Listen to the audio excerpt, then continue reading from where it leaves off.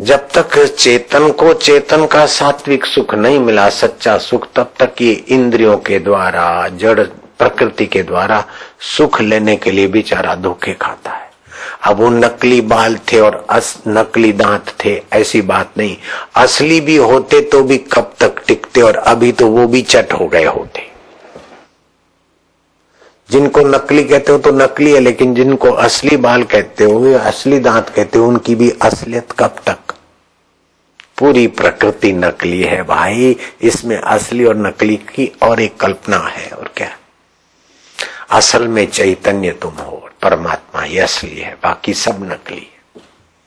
तो सूरज के तरफ आप मुंह करते हैं तो छाया पीछे पीछे आती, और जब आप छाया के तरफ मुंह करते हैं तो छाया ही दिखती है और सूरज पीछे रह जाता है।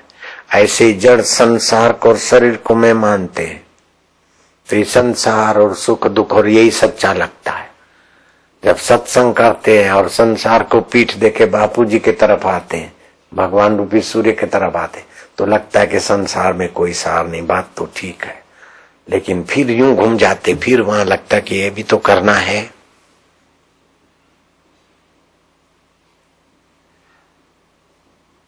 बैटरी चार्ज हुई, फिर डिस्चार्ज, फिर चार्ज, डिस्चार्ज, चार्ज, डिस्चार्ज, फिर बैटरी चली जाएगी कबाड़ी मार्केट में।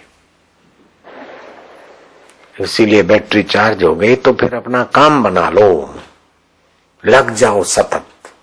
15 दिन का अनुष्ठान करो, महीने का अनुष्ठान करो, इसी विचारों में रहो, बस खाओ पियो चुप, बस। 4 पैसे कमाने के लिए 12-12 साल का लोग पढ़ाई का अनुष्ठान करते, तो तुम तो परमात्मा को पाने के लिए महीने 2 महीने का अनुष्ठान नहीं कर सकते क्या? ऐसी एकांत जगह खोद लो, तुम भले, योग वशिष्ठ भला, ईश्वर की ओर भला, जप भला, ध्यान भला, विरक्त पुरुषों का संग, विरक्त शास्त्रों का अध्ययन। अपने जीवन में विरक्ति आए और आत्मा का सुख आए, यही अपना है। अपने जीवन में भोग और बेईमानी, कपट और पराधीनता आए, ये अपना उन्नति नहीं, पतन है। बेवकूफ लोग समझते हैं कि इधर उधर धोखाधड़ी करके पैसे कमा लिए, सुख सुविधा धारण कर लिया और लोग बड़ा आदमी कहने लग गए, चमचे, हम बड़े हो गए। वो बेचारे सचमुच में असली बड़प्पन को दबाकर नकली बड़प्पन के उस चक्राव में आ गए। धन बढ़ना ये बड़प्पन नहीं है, भोग बढ़ना ये बड़प्पन नहीं है, भोग और धन नष्ट होना ये बड़प्पन नहीं है। चित्त में समता रहे और चैतन्य में अपनी स्मृति स्थिति रहे, ये बड़प्पन है बस। और कोई बड़ा कठिन काम थोड़ी बता रहा हूं। गला डूब व्यवहार में छत्रपति शिवाजी जी ने पा लिया, राजा जनक ने पाया, सुखदेव जी की कृपा से परीक्षित ने पाया। वही आपको बोलता हूं, पाने के लिए कोई नया, ऐसा नहीं कि एकदम कोई नई क्वालिटी है जो कठिन है आपके लिए, जिसका आप दाम नहीं दे सकते, ऐसी चीज मैं नहीं बता रहा हूं।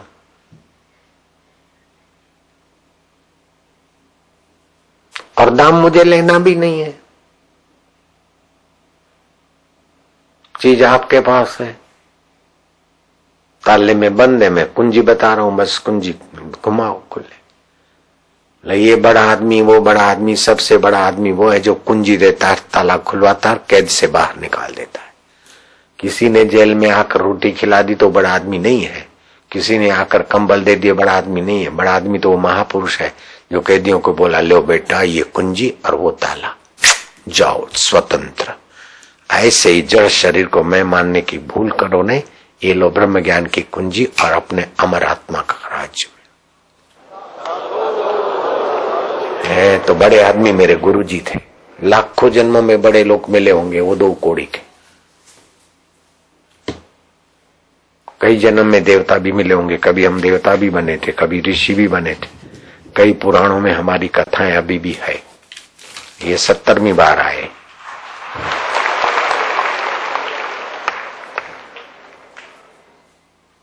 नहीं तो ऐसे थोड़ी होता है ये झमेला।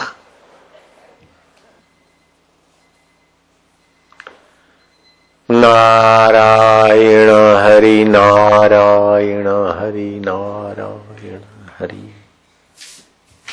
तो अब क्या करना है कि जड़ अंश से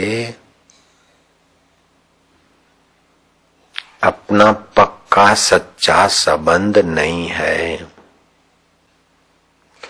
प्रतिकूलता दूर करने का आशीर्वाद महाराज जी ने दे दिया। अच्छा है, उनकी कृपा है, आपको उपकार मानना चाहिए, लेकिन फिर भी दुख दूर नहीं होंगे सदा के लिए। क्या ख्याल है? अनुकूल प्राप्त करने का वरदान दे दिया भगवान ने, महाराज ने। यह अनुकूलता भी सदा नहीं रहेगी, सदा रहेगा उनका ज्ञान कि अनुकूलता भी स्वप्न, प्रतिकूलता भी स्वप्न, जिससे दिखता है वो चैतन्य अमर आत्मा अपना उत्तम है।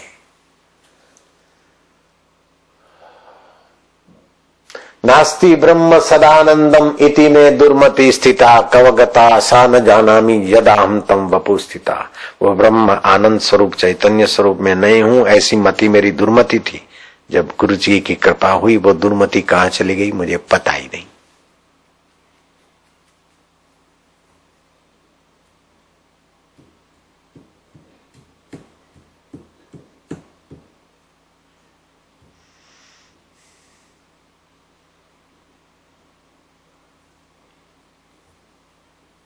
सिद्धपुर के पास में खेरालू है। खेरालू आज से लगभग 20-22 साल पहले एक ऐसा कोई मुसलमान व्यक्ति पीर के नाम अच्छा क्या मतलब वो खेरालू वाला बापू, किसी को कोई भी बीमारी आके बैठ जाओ, बोतल खड़ी रखो, मैं मंत्र पढ़ूंगा, फूंक मारूंगा, सब ठीक हो जाएगा। वो पानी फिर बीमार लोग ले जा, ठीक हो जाए।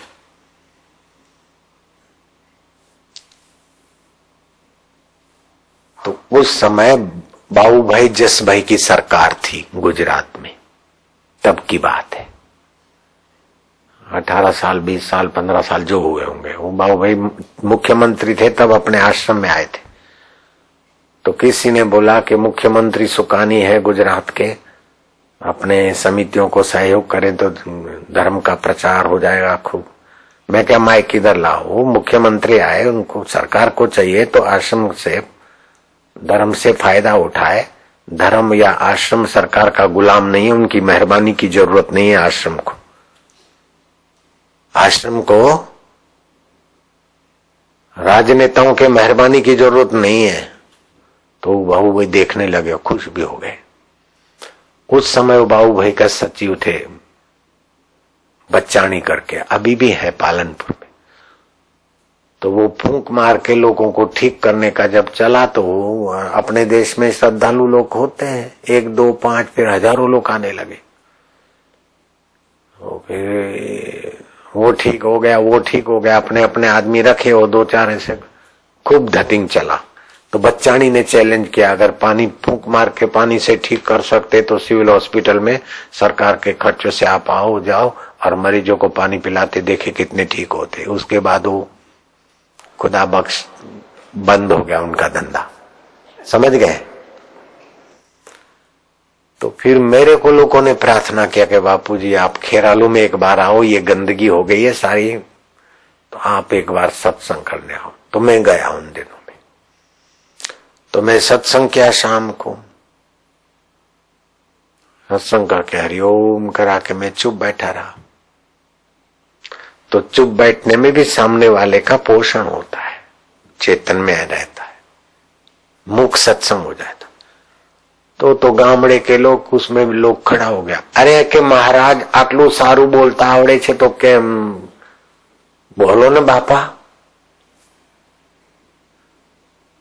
बहु हारू लागे छे। महाराज कईक बोलो, केम चुप थई गया, बहु हारू लागे छे। तो मैं बोला हरि ओम, आके तो